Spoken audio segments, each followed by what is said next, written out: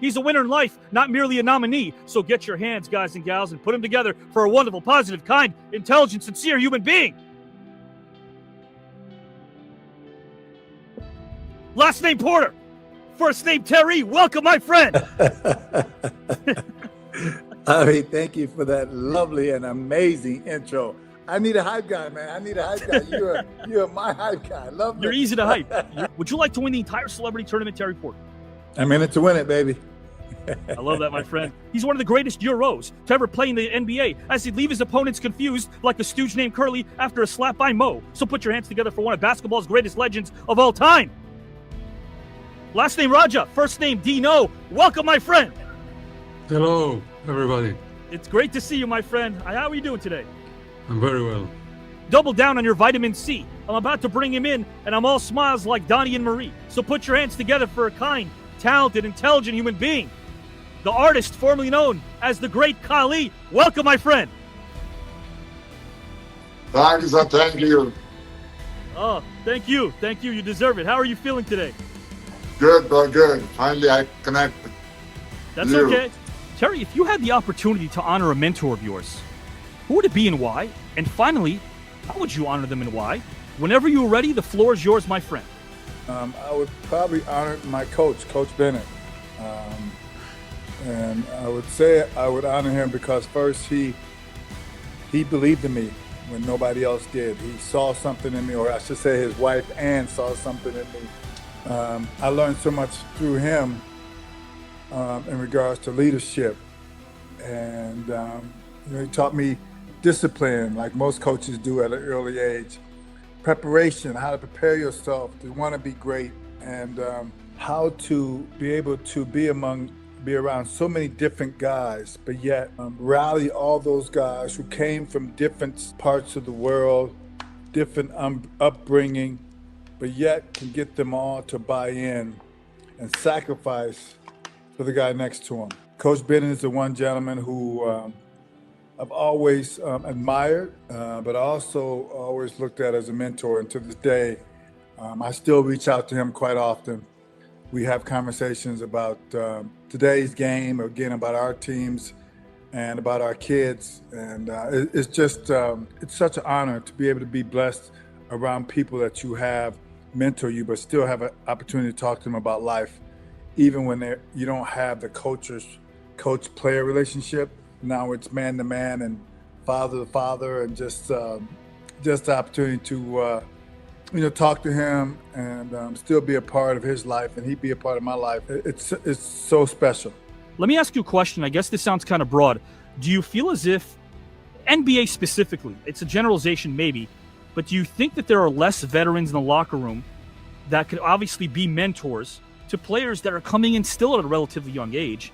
We know they're not coming out of high school anymore, but, one and done. Is it still something that's necessary?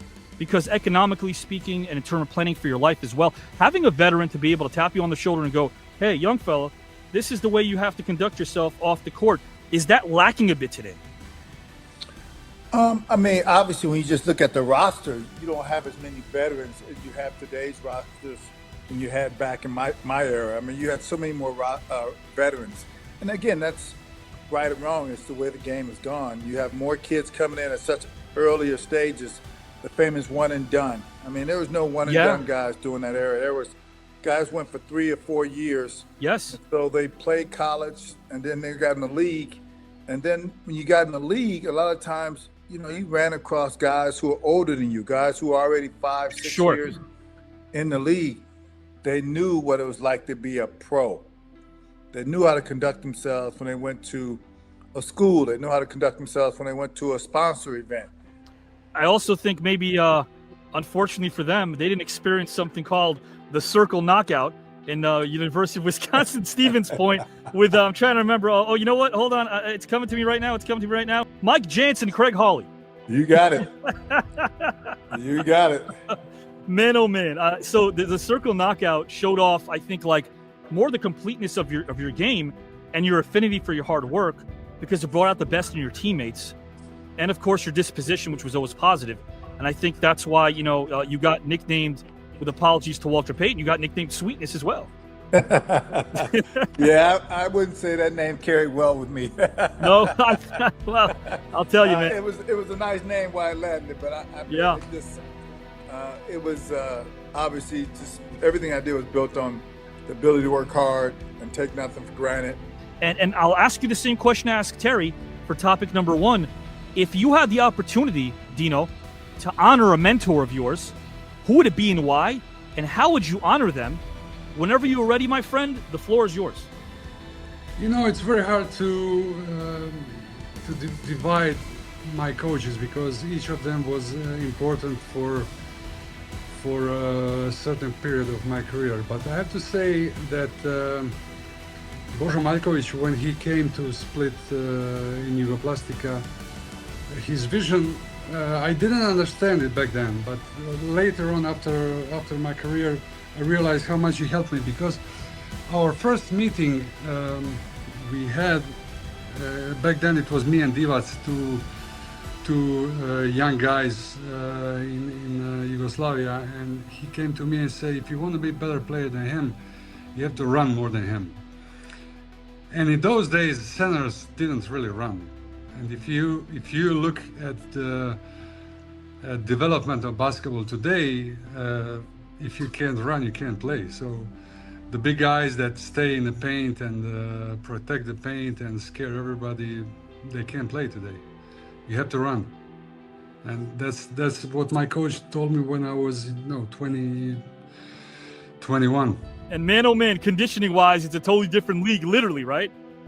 Well, I think it's one of the most important things that when you talk about young players, they don't understand how important it is for them to be in the best shape of their life. They think they're young, and they obviously think they're really good because they were good coming in the pros. But yes, your ability and your conditioning is one of the most important things. Now, your skill set is your skill set, but your ability to come into camp shows the coach and the whole staff that you're serious about trying to make this work and trying to make the team. So conditioning, Pat Riley used to always say, one of their culture trademarks is being the best conditioned team in the league.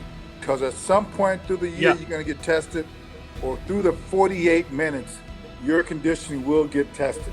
People forget Drazen Petrovic was a rookie in 89-90 with Portland. Terry, he was, do you remember Drazen as a rookie? Yes. Drazen and I remember him as a rookie. What I remember about Drazen when he joined our team was how everybody told us he was like the Michael Jordan of the Europe League. He was, at that time, they say he was some of the greatest stats ever. Dino, do you still think about Drazen daily? Oh, definitely. You know, besides being one of the best players and everything, he was my friend, you know. When he went to NBA, he would call me, you know, every Monday, and I knew every Monday I had to have the sport newspaper, and we spoke for like an hour at least, with every score, with every like basketball, soccer, handball, water polo, any sport, any division, how many points, how many goals, who scored, who didn't score, the standings, everything. He was such a freak about sports. Wow. And he's a guy that I learned a lot from. I like professionalism, hard work. He would get pissed on a practice before the coach. He would yell at us before the coach. He was unbelievable. Dino, of course, losing Drazen. Terry, in the last few years, I mean, being a basketball lifer like me, I can't imagine how hard it was you. I mean, we're talking Jerome Kersey, Clifford Robinson, and Kevin Duckworth, all teammates of yours who have passed on, my friend. I mean, so young. Yeah, it's that team, those teams that had that great stretch. Unfortunately, we lost a lot of members of that team who contribute to all our great wins and our contributions to that team. It's really sad, and they all went young, way too young. Mr. Dino Radja and Terry Porter. This is a documentary of Dino's that I would love for people to see. Some highlights. I'm going to mute this. I'm going to mute and just kind of go through a little bit of this video over here during a time where Dino, there's Dino. There's Dino right there, guys. With hair. With hair. A lot of hair too. This Yeah. what a game this. So I mean, this entire game during that day was incredible, and to be able to put a documentary to show the world what you were dealing with, because it wasn't just basketball; it was life, and there was of course war later on. There's Mr. Radja getting the medal. I love this. We're gonna play a fun game, and I think you guys will like this. I changed this a bit. I don't want there to be a language barrier. And then we're gonna get into our final topic, and we're out of here. The games are fun, so I'm gonna give you a trio of options. Who of the following NBA players, or maybe even foreign players, which of these players would you most likely buy a vacuum cleaner from? Which if they're trying to sell you a vacuum cleaner, which would it be? Would it be Larry Bird, Clyde Drexler, or Tony Kukoc? Terry Porter. Well, I mean, you can't have somebody I played with and I know. I would first lean on somebody I know first. You know what? I'll take Clyde out of this. You're right. How about this? We got Tony Kukoc, we got Larry Bird, or we have Alex English, who's also in this tournament. I would say I would buy it from Alex English. Alex English, yeah. A poet, actually, a published poet as well, Alex, of course. He's Very trustworthy. soft-spoken. You know, it's easy to believe the words Yeah. that he's saying and the features he's probably saying about the vacuum. I'm going to ask Dino a question, but how about this, Terry? I'll make it interesting. I'll give 3 different players that were also, of course, part of the homeland. Who would you buy a vacuum cleaner for of the following if you could? Tony Kukoc, Mr. Vrankovic, or Sasha Danilovic? Stojko Rankovic. He's my best friend. I want to give him a hand, buy a vacuum cleaner from him. Who would you be nervous to play poker against of the following? Nervous to play poker against? Clyde Drexler, Charles Barkley, or Michael Jordan? Oh, I'd be afraid to play against Michael Jordan, that's for sure. Now, Dino, Exactly. if you were nervous to play cards against the following, I'm going to name Tony Kukoc. I'm going to name Danilovic. I'm going to name Vrankovic. I'm going to name Divac. Probably none of them. None. Okay. Okay. We are all friends. I mean, with Vlade, we spend hours and hours playing cards. Yeah. Every day. If you can spend, how about this, Terry? If you could spend an afternoon with an NBA veteran that was before your time, of the following, who would it be and why? Of the following, would it be Elgin Baylor? Would it be Wes Unseld? Or would it be Bill Russell? But I would have to lean towards Bill Russell. Just because during that era, the impact that he had, he was part of those great athletes that really looked to try to change things socially for black athletes and Sure. just black communities in general, for black men growing up during that era. So I would say spending that time with him and learning more about his challenges and all the things he had to overcome Yeah. to reach the level of greatness that he had to reach, when really a lot of things were stacked against him. I would lean towards him for sure to hear the stories and be able to appreciate the sacrifices he made to make the game better Yes, for sir. so many generations after him. And you know, it's so true because he was one of the pioneers in the civil rights movement as well. And I really think that a lot of players don't know that as well. And we'll finish up our final topic now, starting with Terry Porter. Dino has the same one. Terry, if you had the opportunity to coach a particular sport to one historical figure, what sport would it be and why? And which historical figure would it be and why? Well, with sport, I would lean towards basketball. That's what I Yes, know. sir. Yes, sir. Obviously, there's been so many great historical leaders that have changed the country, the world. I would lean towards Martin Luther King, because basketball is about, especially I put my coach hat on here, things he's able to do, his vision and his ability to unite people and get them all to fight for one common goal. I think that's what sports is all about. His ability to go speak in front of large crowds and move those crowds to commit and put the sacrifices on the streets when they knew they were going to get hit. Things were going to happen to them. When you can convince people of them making sacrifices and for the greater of the group behind them. I mean, I think everybody who plays a sport, you want to leave a legacy for the people who come behind you. Mr. Dino Radja, my friend, same question for you. If you had an opportunity to coach a sport to someone of history, what sport would it be and why, and who would it be and why? for a long time I've been American football fan, crazy one. Like my life is different when the season is on. NFL, yeah. Yeah, definitely. And I play like 2 different fantasy leagues. My Okay. my team name is BB King, which is like Bill Belichick, the king. And if I ever had a chance to coach somebody or spend a day with somebody, it would be definitely Tom Brady.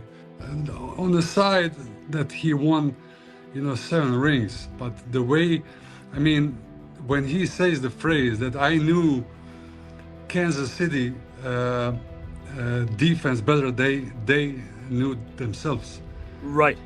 That shows you how much he is into it, how much time he spent watching, getting ready, and looking at the little things, little details. You seem like that too. Like, Dino, are you a detailed person? Pretty much, but Yeah. I learned that. I learned that later in my career, because before you didn't have that. You didn't have videos. You didn't have Sure. like my first video. When I bought my first video, the cost of the video was like 5,000 US. Imagine that. Wow. Later on, when I start with NBA and Yeah. came back from the NBA, then I realized this video can help to get prepared and educate you. Yeah, this is a different kind of a show, Terry. Did you have a nice time? I try to interweave as much as I can about us as people and as humanity. Did you enjoy yourself, my friend? Had a great time. Yes, players, professional players, but players in any sport, they're also human beings. It's nice. I'm sure fans really appreciate just getting to see something that's outside their field. I'm sure that they appreciate just getting to know a side of me that probably a lot of times they don't get a chance to see.